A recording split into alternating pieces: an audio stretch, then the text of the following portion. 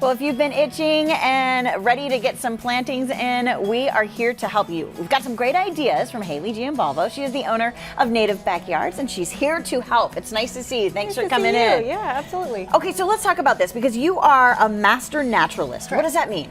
So it is a program for volunteers that are dedicated to conservation efforts around Texas. We go through 40 hours of training all about Texas ecology. So we learn about our local wildlife, our native plants, our geology, all things related to our local ecosystems that we can conserve. I think that's fantastic. And of course, a lot of people want to start planting things right now, but we have to be smart about what we plant here in Texas. Absolutely. Because if you're like me, you're going to kill it. I do a little bit better with plants like this that are a little bit more hardy because they're easier to take care of, right? For sure. These plants, our native Texas plants, have been growing here in nature for thousands and thousands of years. So they have thrived without us pampering them, fertilizing them, watering them. So if these are kind of no-fail plants, like they are hard to kill. These are my kind of plants. I love it. Okay, so let's talk about what you brought in this morning. Tell me what it is and why it's good. Okay, so this is an example of a native plant that you might kind of skip at the nursery because it's not full of pretty blooms, but it is a wonderful perennial shrub called American Beautyberry that thrives in the shade. I know a lot of us have shade in our yards where it's hard to grow things. This is going to get 4 or 5 foot tall, and starting in late summer, it'll be covered with magenta berries that are really beautiful and that mockingbirds love to eat. So a lot of these plants are some of the very best plants to bring pollinators, butterflies, bees, and birds to your yard. So that is a great one. The next one is called Zexminia, and this is a really kind of loosely sprawling shrub that will be covered with these pretty yellow blooms all through the summer. Doesn't need much water, and butterflies will flock to this as well as goldfinches. They like to eat the seeds. You'll see them on there eating the seed heads of those flowers. Very cool. I love plants that bring in the wildlife. Oh, these will bring your yard to life. Absolutely. What do we have over here? This is an example of a native grass. We have some really beautiful ornamental grasses, which I think are kind of underutilized in our gardens, but add a really nice, beautiful element. They sway in the breeze. They're kind of airy. This is called Mexican feathergrass. So it's native to far west Texas, but it does well here in San Antonio.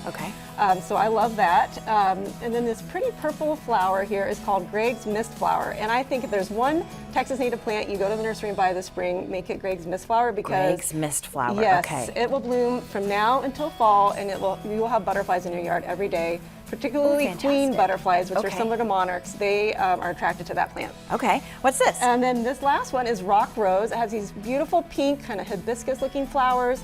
It will be blooming in the heat of the summer when all the rest of your plants are looking sad. And come August, you know, when we haven't had rain for a long time, it is thriving. It'll be covered in flowers. So we can have beautiful plants in the garden that won't die. They're perfect for San Antonio. You just have to choose the right ones. Absolutely, yes. Let's talk a little bit about your book because, I mean, I've been living here 23 years and I still can't get it right. So if you need more extra information, what can you find in the book? Yeah, I wrote this book for people like myself that may have never really heard of the concept of native plants. You know, 5 years ago, I loved gardening, but I never thought about what was native, what wasn't, and why that is important. So it talks a lot about the benefits of native plants, how you can find them at the nursery, how you can choose the best ones for your yard, which ones will attract butterflies and bees and different wildlife, and just gives you kind of a quick start guide, a manual to get started in your garden. What's a tip for us when we are looking for plants? I mean, I try to read the little stick in the plant. I read the side. Oftentimes, there's not enough information. You're right. I would recommend going to one of our locally owned nurseries here in San Antonio. We are lucky to have 2 all Texas native nurseries here. One is called Pollinatives. The other is called the Nectar Bar.